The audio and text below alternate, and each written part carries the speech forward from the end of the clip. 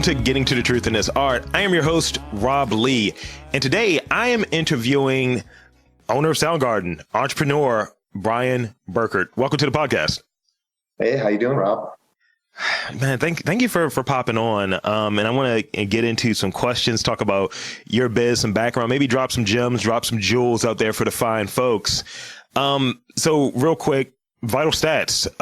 Give us that background and kind of what was the impetus, that drive to kind of get you into small business? Because it's not solely like Soundgarden. You've gotten multiple ones that are kind of in that realm. So give us that.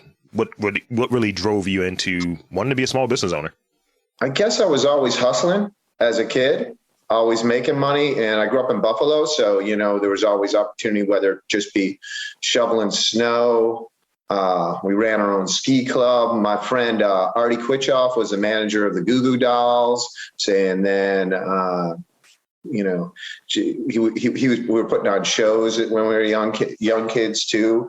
And then I came to Baltimore, and there wasn't a record store that was more of the style of the ones that I grew up with in Buffalo. A place called Home of the Hits was where I used to go.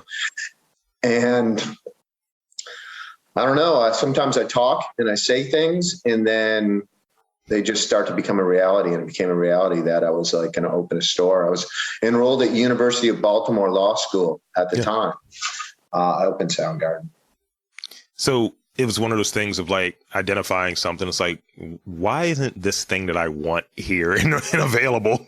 Yeah. I always say, be careful of doing what you love and making a business of it. Excuse me. Cause I've done that a lot.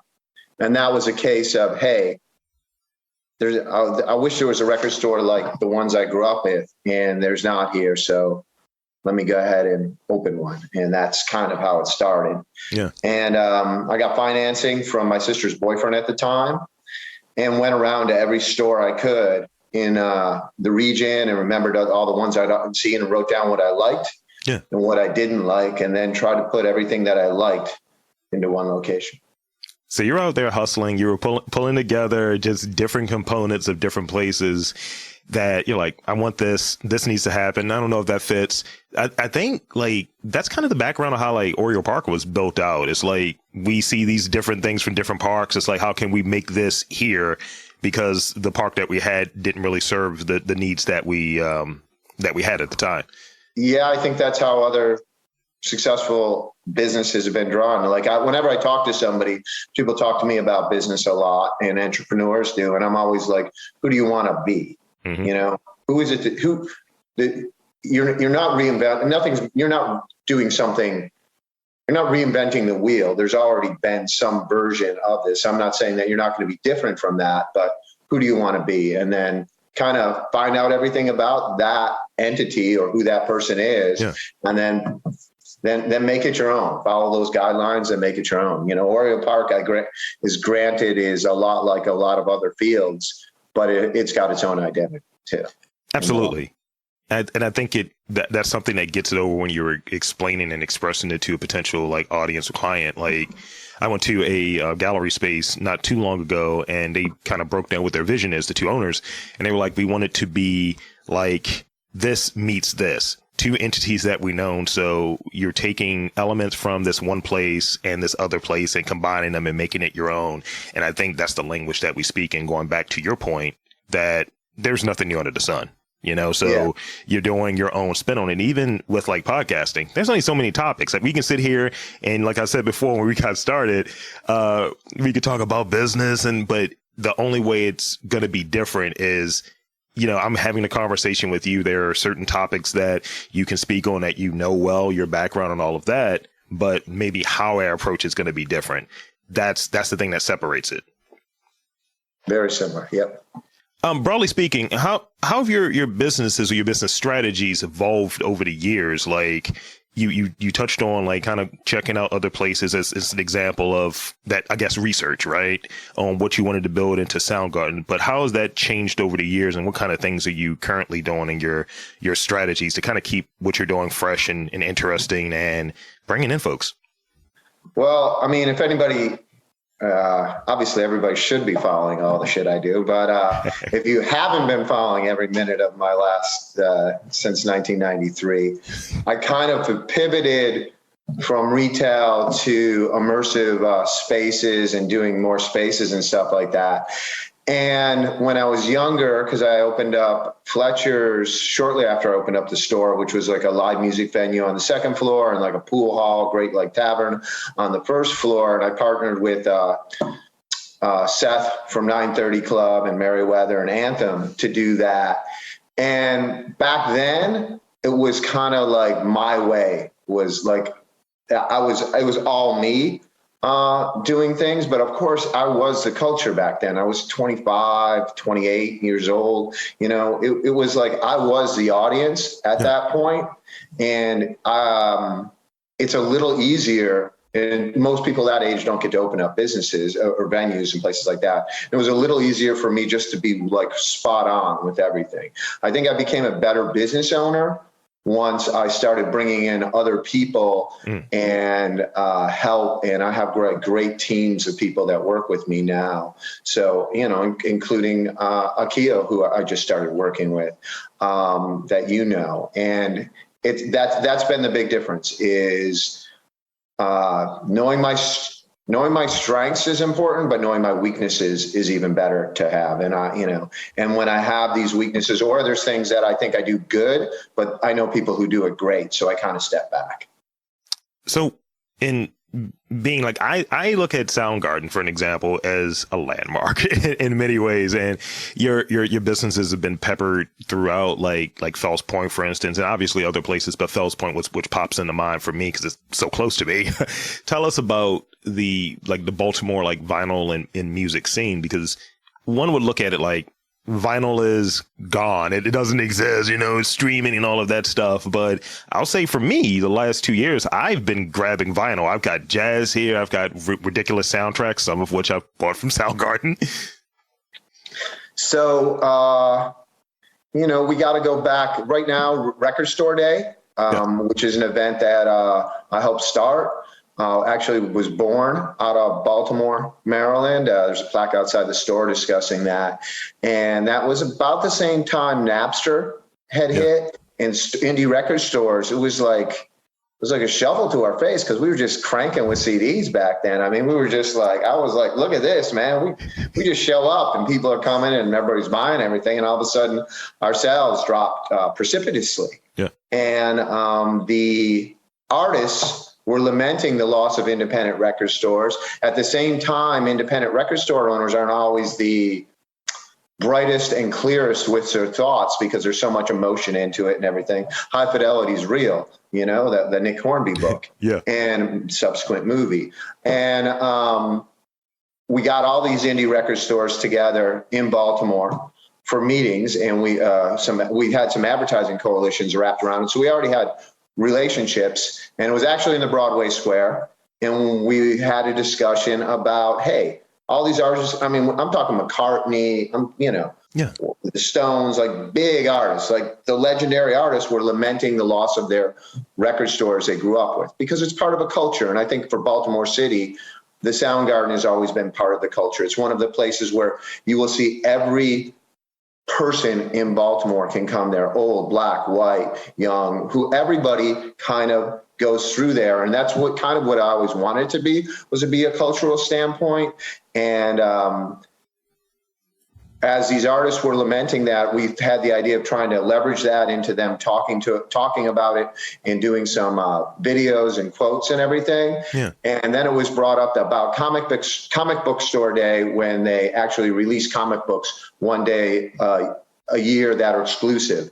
Yeah. And we started reaching out to artists and see if they would give us a vinyl for one day a year, exclusive, limited edition. So we're making instant collectible items.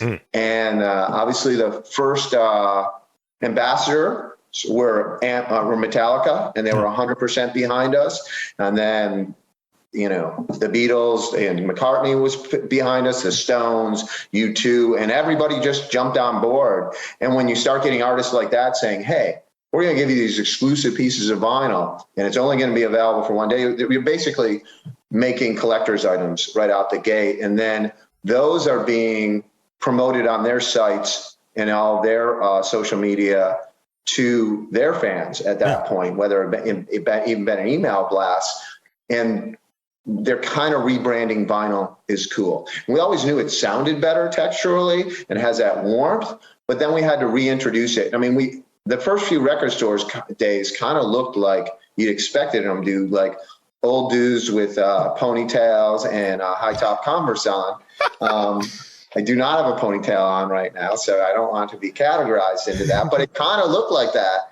And slowly but surely, it just started to cross over to a little bit of everybody. And I think one of the reasons that people also collect vinyl is not only does it sound good, not only do you get to see the artwork and everything, but people got to have some shit, man. Yeah. If I come over to your house and all you have is everything digital, I don't know that much about you, you know? But if I come over to your house and you have a record collection, I'm going to flip through your record collection. I'm going to be like, oh, this is the shit Rob's into. I like this stuff. Yeah, me and Rob are okay, you know? And especially when people live in dorms or live in apartments and everything, I think people wanted that way to express who they are. Like me, growing up had that ability to do that. So we slowly started to grow with vinyl. And I'm telling you right now, any of you boys or men out there who aren't buying vinyl, our biggest growth is young females. It is so many young females buy vinyl. It is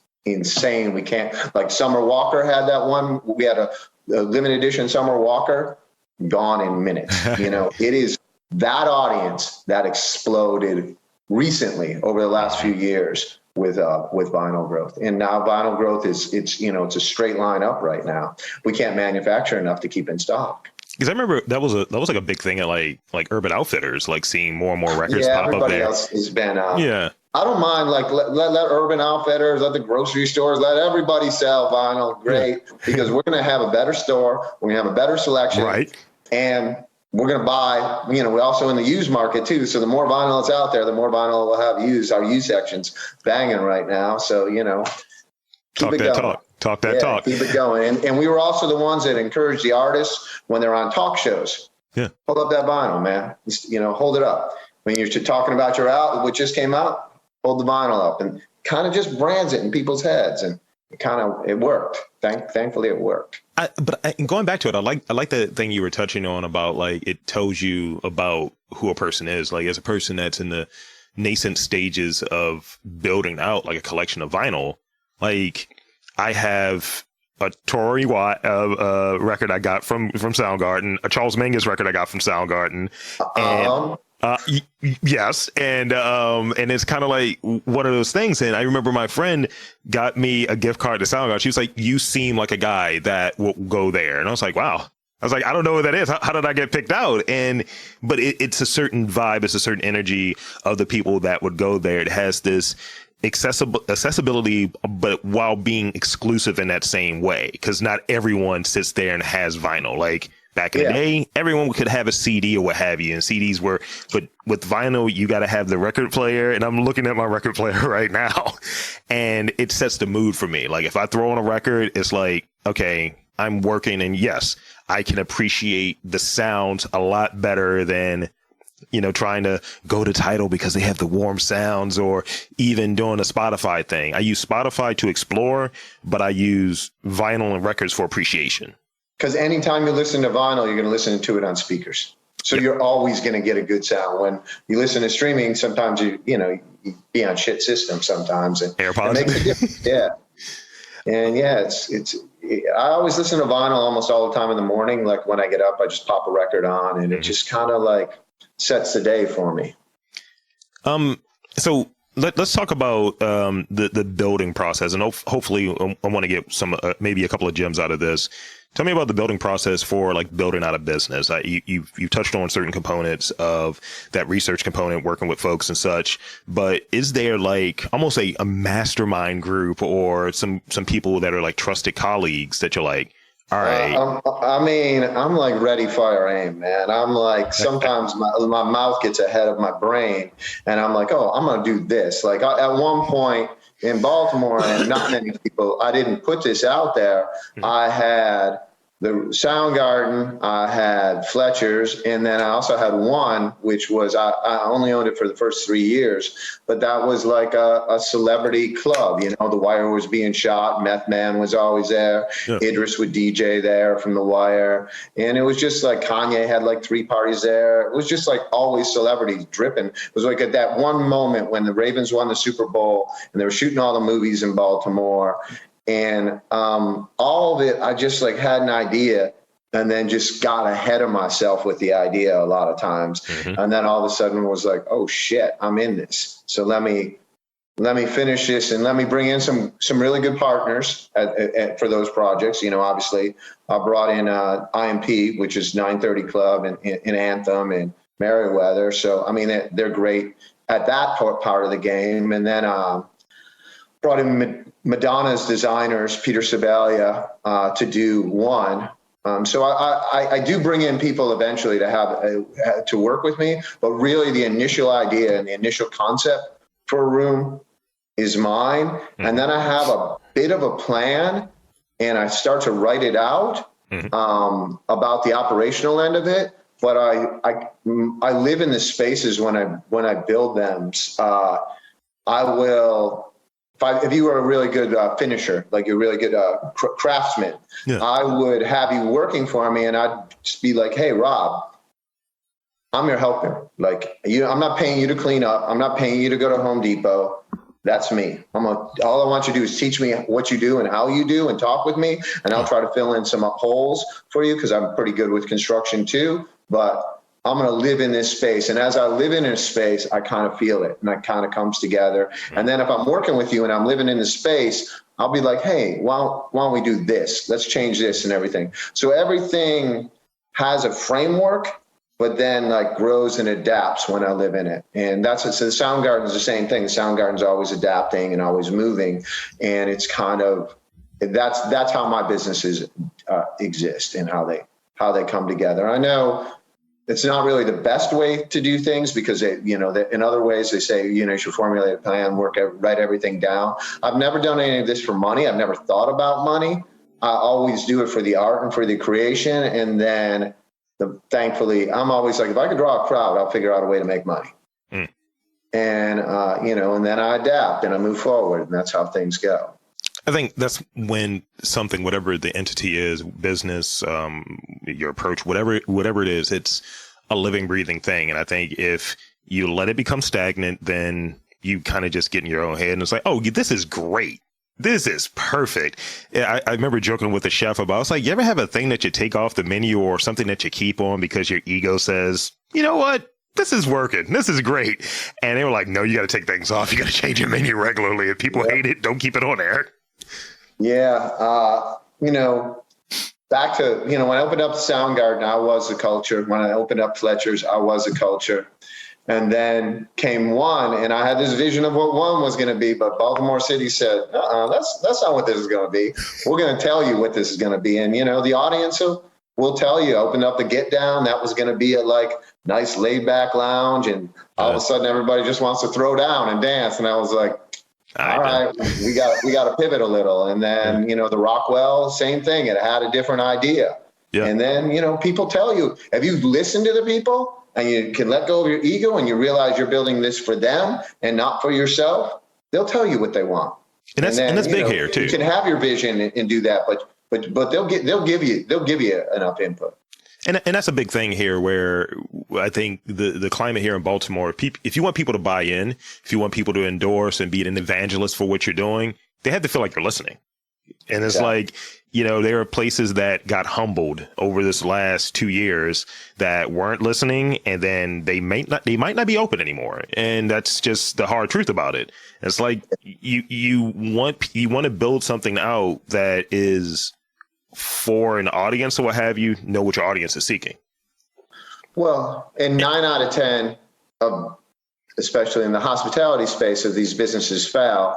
And I would say 8 of those 9 that fail are usually men who made money doing something else, opening another version of their basement and telling people that they want to educate everybody. They want to tell everybody, my basement is the best damn basement in the world. You need to come to my basement. Well, All right, yeah, you got a basement. If I want to go to your basement, I can go to your basement. And then, you gotta get your shit so people want to be there. And Baltimore will tell you. Baltimore will verbally tell you what you don't have and what you want. I love the people of Baltimore. Baltimore's been great for me. And I think I'm part. I'm glad you said that we're part of the culture, because I feel we're part of the culture. So I got two more questions before I get into rapid fire questions. And I purposely did not send these to you because I want to troll you a little bit. But so the last two questions. What is your most marked characteristic? Like, whether it be in business, whether it be in social settings, what is that thing that sticks out about you? Or people often say, like, you know what, Bryan says this word a lot. He's always running his mouth. What is that thing for you? The one thing I always do and I always say is no regret. Like, it's no regret. Like, do things in your life personally, do things in your life professionally without regret. Like, take it all the way. You don't want to do something and say, I wish I would have done it this way, because if you fail, you're gonna fail anyway. But just do it with no regret. Go all in. If you're gonna step in, step all the way in, because it may not work. But if it doesn't work and you didn't give it your all and didn't take that next step, then you got regret, and then you got to wonder, well, maybe if I would have just done this, it would have been okay. So no regret. That is my mantra, and I try to remember that myself a lot too. Well, you actually answered both of those questions, so now I can just go into rapid fire. See, you're wrapping it up. See, it's like you've done an interview at a podcast before. You're wrapping it up. We're almost done here. Okay. So I have 5 rapid fire questions, and the way that these things work, I'll ask you a question, and you just give me an answer. You don't have to add any extra context or anything along those lines, unless you really want to. You're like, look, I got a hot take about this. All right. So first one, what was the first record that you bought? David Bowie's Ziggy Stardust. What was the first record? For your first record? Come on, that is a good record. No, it's a strong one. This is a strong one. That's a strong first record. Go ahead. Now I'm going to flip it. What was the first record that you sold? The first record I sold at the Soundgarden. That was Bob Marley's Songs of Freedom box set. Nice. On CD. So you had to do the full circle thing right there. You notice? Yeah. So I'll make this currently, because you're a music guy, and and it's kindred here. It's kindred. I'm trying to establish connection here. What is your favorite song? Your favorite recent song? Because if you're a music guy, that's a hard question. So I got to put some time. Yeah, it's almost an impossible question. I got to put parameters around it. I'll tell you what. On my phone ringer right now is the reggae female reggae artist Coffee. The song she does with Gunna. Okay. Yeah, hopefully somebody remembers the name of that. I don't remember, so it rings all the time on my phone, but that's it. I like that. That part of my music just constantly changes. Mm-hmm. At Soundgarden, every employee gets to play a full pick when they walk in. Yeah. So I hear new music all the time, which helps, And my daughter has always introduced me into new music. My son does a little bit too. All right, last two. I had to ask this because, you're in Baltimore and you're from Buffalo, what have you. Buffalo wings or crab cakes? What do you got these? And don't burn yourself, because that was a political question, I feel. I would say buffalo wings if they're done right. Yeah, okay. They're both good. I mean, you can't beat either one of them. Yeah. I respect it. They should open up a place just buffalo wings and crab cakes. Just that. That's all they're serving. People respect that. Is that an Especially exclusive? If they got Baltimore style crab cakes and good buffalo wings, I'd be down for that. Was that an exclusive right there? Yeah, that's not coming from me. That's you. You can handle that. All right, this is the last one, and you touched on a record store that you grew up with that you dug, but outside of Soundgarden, what current record shop is they do good stuff? I like what they do. I really like Easy Street Records in Seattle. It's in West Seattle. Matt Vaughn owns it, and just like his style, the way it lays out, and we steal a lot from each other. Let me put it that way. That's great. Like the beanie hats that I have in the Soundgarden right now are with the patch on them. I got those from him, and we go back and forth. I like what he does. He's got a cool store. If you're ever out in Seattle, go to Easy Street Records for sure. That's an endorsement. I dig it. Yeah. So that's all the questions I have. I want to invite you, if you got anything you want to plug, website, social media, all of that stuff. And thank you for being on this podcast. This has been great. Thank you for having me. I own a place called the Rockwell, which is 100% projection wrap. Part owners of Bond House down in Fells Point too, a great restaurant. And then of course there's a Sound Garden, and it's Christmas season, and sgrecordshop.com. We appreciate you buying stuff. We have, if you're not buying media, that's fine. We have plenty of other stuff.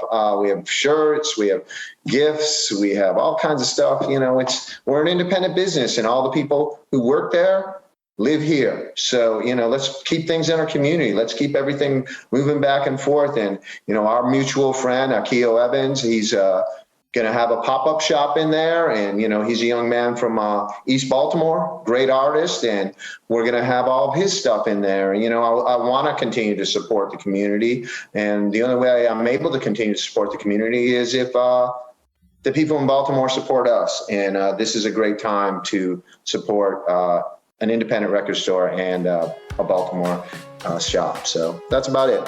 Thank you, Rob.